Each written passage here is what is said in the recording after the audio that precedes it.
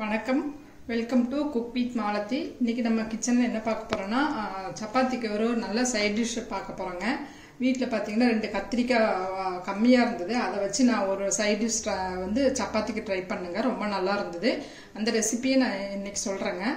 2 கத்திரிக்காய் தண்ணியில் கட் பண்ணி போட்டிருக்கேன். 2 தக்காளிங்க, சின்ன தக்காளி 2, ஒரு 10 சின்ன வெங்காயம், இஞ்சி பூண்டு ஒரு கம்மியான அளவு ஒரு 4 பல்லு பூண்டு, ஒரு சின்ன இஞ்சிங்க. அப்புறம் வந்து தேங்காய் வந்து 3 டேபிள் ஸ்பூனு, ஒரு டீஸ்பூன் வந்து நிலக்கடலைங்க, ஒரு 1/4 டீஸ்பூன் கசகசா, ஒரு அரை டீஸ்பூன் வந்து சோம்பு எடுத்திருக்கோம், ஒரு டேபிள் ஸ்பூன் வந்து எள்ளுங்க. இப்போ வந்து இதை வந்து இந்த பிளேட்டில் இருக்கிறது எல்லாமே நம்ம ட்ரை ரோஸ்ட் பண்ணி அரைச்சிக்க போகிறோம். இப்போ வந்து இந்த கத்திரிக்காய், வெங்காயம், தக்காளி, இந்த இஞ்சி பூண்டு இதெல்லாம் நம்ம வந்து ஆயில் விட்டு ஃபஸ்ட்டு வதக்கிட்டு அப்புறமா வந்து மிக்சியில் வந்து கொரன்னு அரைக்க போகிறோங்க. நம்ம எப்படி வதக்குறதுன்னு பார்க்கலாங்க. பாருங்கள், ஃபஸ்ட்டு ட்ரையாக நம்ம ரோஸ்ட் பண்ண வேண்டியதெல்லாம் ஃபஸ்ட்டு பண்ணிக்கலாம். இப்போ ஃபஸ்ட்டு நிலக்கடலை போட்டுக்கலாம். இதை வந்து நல்லா மேலெல்லாம் நல்லா ஃப்ரை ஆகிற மாதிரி நல்லா வறுத்து எடுத்துக்கலாங்க. நம்ம எள்ளு, கசகசா, சோம்பு, இது தேங்காய், இது எல்லாத்தையுமே திரும்ப தனியாக வந்து ட்ரை ரோஸ்ட் பண்ணியிருக்கோம். இது தனியாக ட்ரை ரோஸ்ட் பண்ணியிருக்கோம். இப்போ வந்து இந்த தக்காளி வெங்காயமெல்லாம் வதக்கிக்கலாம். ஃபஸ்ட்டு நான் ஆயில் விட்டுருக்கேன். இதில் வந்து வெங்காயம் போட்டுடலாம்.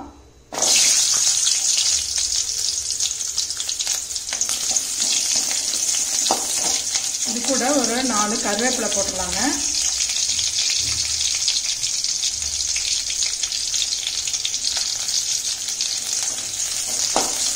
இதில் பார்த்தீங்கன்னா இந்த இஞ்சி பூண்டு போட்டுடலாம்.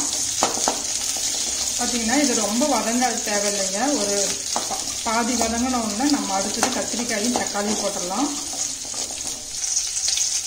பாருங்க, இதில் ஒரு பச்சை மிளகாய் ஒன்று இப்படி கட் பண்ணி போட்டுக்கலாம். உடனே நம்ம இந்த கத்திரிக்காய் போட்டுடலாங்க.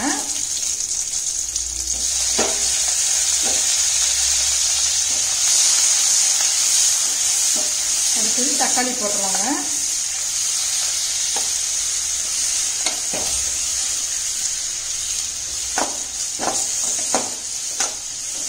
போட்டுட்டு கொஞ்சமாக சால்ட்டு போட்டுட்டு நம்ம ஒரு நான் வதக்கி எடுக்கலாங்க.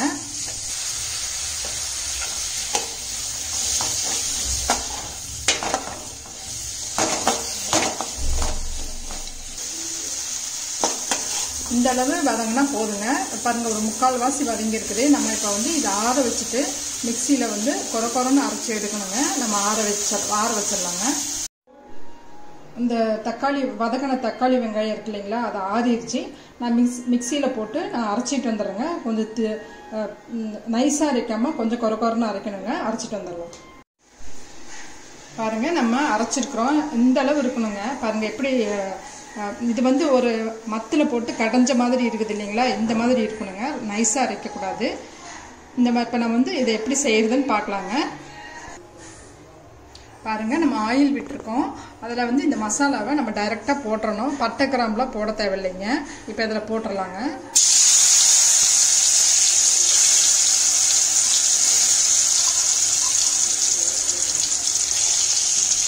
இதை போட்டுட்டு இதில் நம்ம வந்து மிளகாய், மல்லித்தூள் இதெல்லாம் போட்டுட்டு கொஞ்சம் வதக்கணுங்க. நம்ம பொடியெல்லாம் இப்போ போட்டுடலாம்.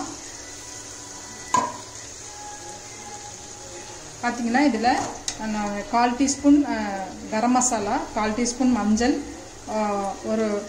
ஒரு டீஸ்பூன் வந்து மிளகாத்தூள், 1/2 டீஸ்பூன் வந்து மல்லித்தூள் எடுத்திருக்கேன். இதை இப்போ இதை போட்டுடலாம். போட்டுட்டு இந்த மசாலாவோட பச்சை வாசனை போகிற அளவு இந்த ஆயிலில் கொஞ்சம் நேரம் நல்லா வதக்கலாங்க.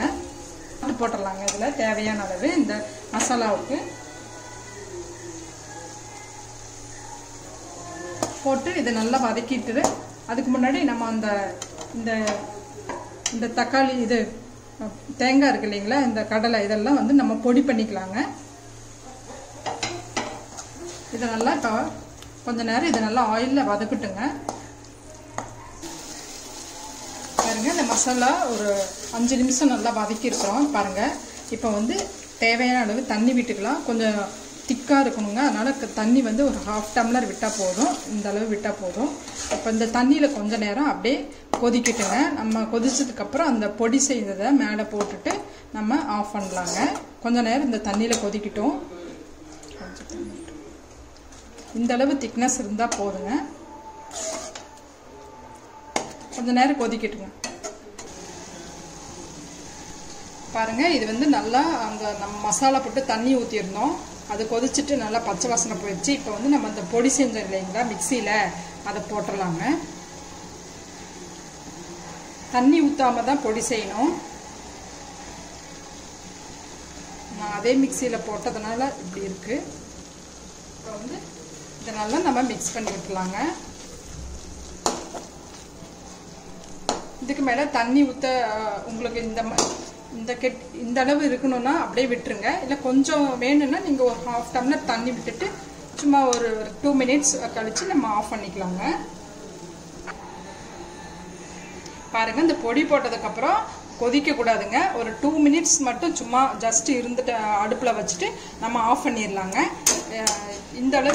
இந்த அளவு இருந்தால் போதுங்க. நம்ம சப்பாத்திக்கு இதை வச்சு சாப்பிட்றதுக்கு ரொம்ப நல்லா இருக்குங்க. இப்போ ஆஃப் பண்ணிடலாங்க. பாருங்கள், நம்ம வந்து சப்பாத்திக்கு ஒரு சைட் டிஷ் பண்ணியிருக்கோம். இது பார்த்தீங்கன்னா நான் கம்மியாக ஒரு 2 தக்காளி ஒரு 2 கத்திரிக்காய் இருந்தால் போதுங்க. இந்த டிஷ் வந்து நீங்கள் ட்ரை பண்ணி பார்க்கலாம். சப்பாத்திக்கு ரொம்ப சூப்பராக இருக்குங்க. இந்த மாதிரி வச்சு சாப்பிட்ற மாதிரி இருக்கணும். தண்ணி மாதிரி கிரேவி மாதிரி வைக்க வேண்டாங்க. இந்த மாதிரி வச்சா ரொம்ப நல்லாயிருக்கும். இந்த டேஸ்ட் பார்த்தீங்கன்னா இந்த கடலைப்பருப்பு இதெல்லாம் வறுத்து போட்டிருக்கிறது ரொம்ப நல்லாயிருக்கும். நீங்கள் ஒரு தடவை ட்ரை பண்ணி பாருங்கள். உங்களுக்கு இந்த ரெசிபி பிடிச்சிருந்தா லைக் பண்ணுங்கள், ஷேர் பண்ணுங்கள், சப்ஸ்கிரைப் பண்ணுங்கள். தேங்க்யூ.